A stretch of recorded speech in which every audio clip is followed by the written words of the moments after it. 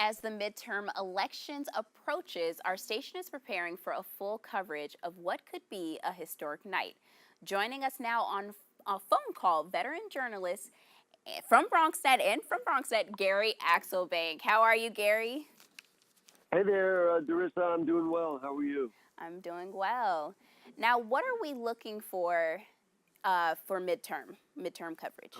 Well, BronxNet Television, as usual, is doing a really tremendous job. And actually, and I've been around obviously a long time at the station.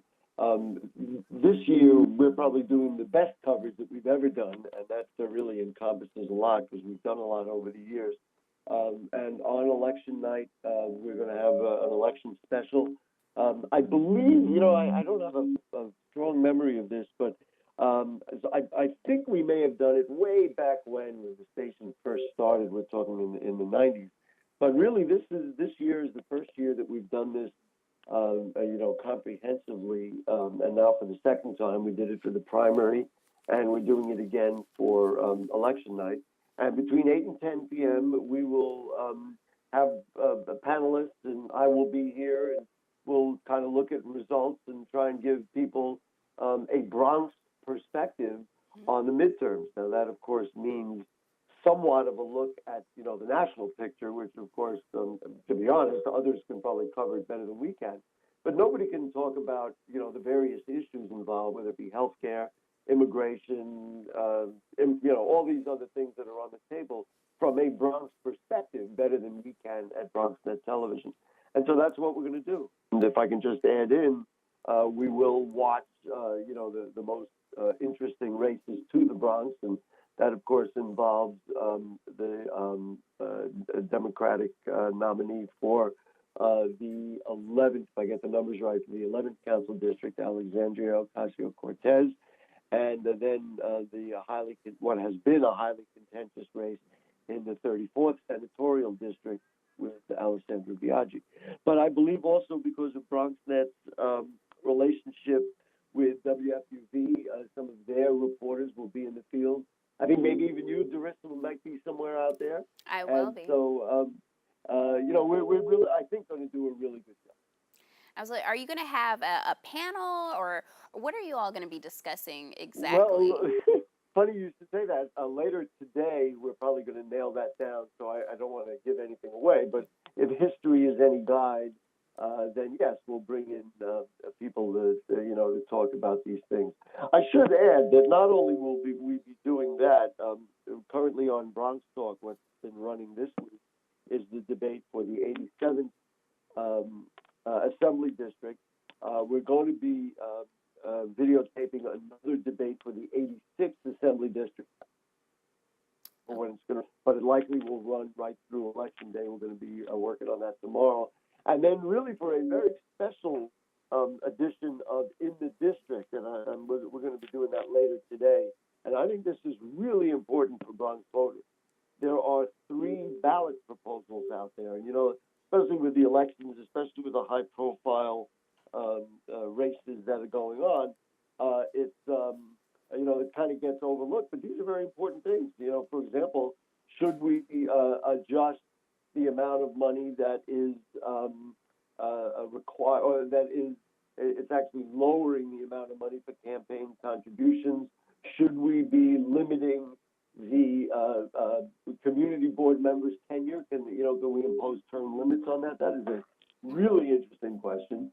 And then the third question is, do we create a commission to help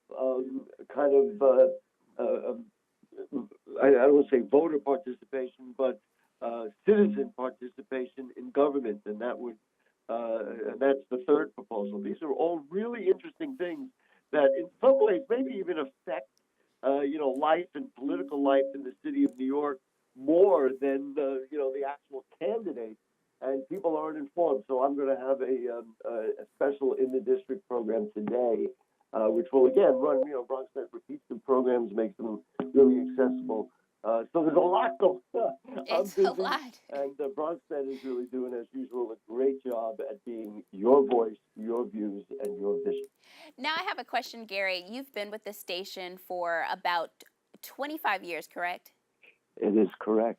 Okay. Now, how has the coverage been like in the 1990s versus now? Well, here's what's interesting. It's a tremendous question, and people don't realize it because you live now and you take News 12, and they also do a great job. And we never view it as competition. We just work with them, to provide good media to the Bronx. Um, there was a before News 12, and before News 12, BronxNet Television had a news program that ran every day and every night.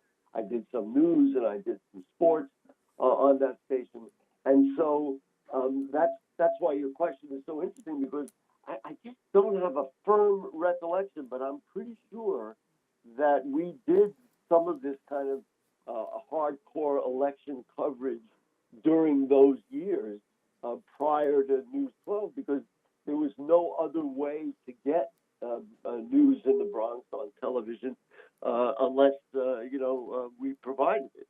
And so as was completely appropriate, that's what we did, and it makes me very proud to have been part of it for all those years.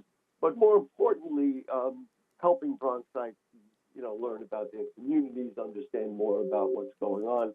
I mean, that's my personal professional mission, and certainly, Michael Max and Dorissa White, who work so hard at BronxNet, that's what they work on literally every single day.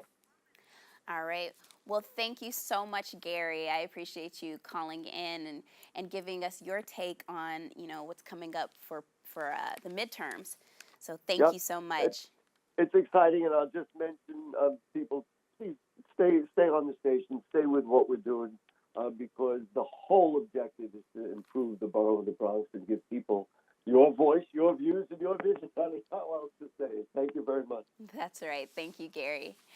See ya. All All right, we've come to an end of our show today. I'd like to thank all of our guests for joining us and you, the viewers, for tuning in. If you missed any part of today's show, you can catch up with us on the cablecast at 5 and 10 p.m. on the Optimum Channel 67 and Verizon Fios 33, or watch anytime on our BronxNet.org website. Thank you.